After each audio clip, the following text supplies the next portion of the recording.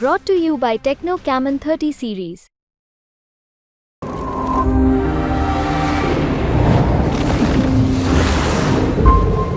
ઘણા સમયથી આપણે સૌ લોકસભાના રિઝલ્ટની આતુરતાથી રાહ જોઈ રહ્યા હતા. લગભગ ચિત્ર આપણી સામે આવીને ઊભું છે ત્યારે ભરૂચ લોકસભામાં ભરૂચ સંસદીય ક્ષેત્રના લોકોએ જે પણ જનાદેશ અમને આપ્યો છે એનો અમે સહજતાથી સ્વીકાર કરીએ છીએ.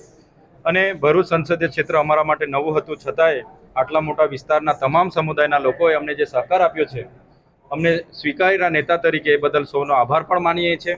સાથે સાથે અમે ચૂંટણી એવી સરસ રીતે લડ્યા છે ઇન્ડિયા ગઠબંધનના તમામ સાથીઓ કે સામેની ભાજપની પાર્ટી અને એમના ઉમેદવાર 5 લાખની લીડની વાત કરતા હતા, આજે 1 લાખ પર લાવી દીધા છે. આ જ અમારી મોટી જીત છે.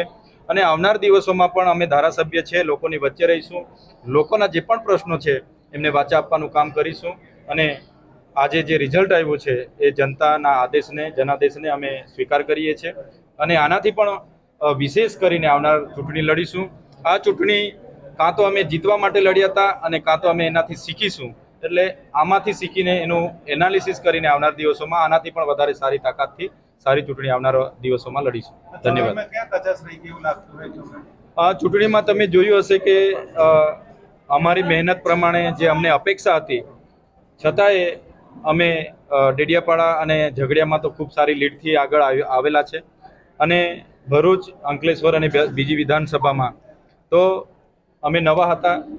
સાથી મિત્રો તમામ લોકોએ ખૂબ મહેનત કરી, અમારી શક્તિનો ઉપયોગ કર્યો, અમારી રણનીતિ અમે બનાવી. પણ જે પણ કચાશ રહી ગઈ છે આવનાર દિવસોમાં એનું મૂલ્યાંકન કરીશું અને એના પર અમે આવનાર દિવસોમાં હજુ મજબૂતાઈથી લડાઈ પ્રયાસ. હા, ચોક્કસ. એ કેજરીવાલજી જેલમાં હતા, એ આવતા તો પણ કંઈ ફેર પડતો, અમને માર્ગદર્શન મળતું.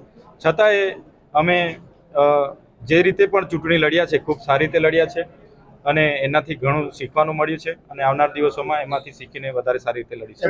અહેમદ પટેલના પુત્રી મુમતાઝ અને ફૈઝલે ચૂંટણી પ્રચાર કર્યો નથી, તો તમને લાગે છે કે કોંગ્રેસ તમારાથી વિમુખ હોય? ના, કોંગ્રેસના તમામ સાથી મિત્રો એમને સહકાર આપ્યો છે, રાત દિવસ અમારા માટે મહેનત કરી છે. મુમતાઝબેન હોય એમણે પણ મહેનત કરી છે. બધાનો અમે આ પ્રસંગે આભાર માનીએ છીએ અને જ્યાં પણ કચાશ રહી ગઈ હોય અમે સાથે બેસીને મૂલ્યાંકન કરીશું અને જ્યાં પણ અમારે કચાશ હશે એનું અમે સાથે બેસીને એનું આવનાર ચૂંટણીમાં એનું નિરાકરણ આવે પ્રયાસો કરીશું. ઓકે.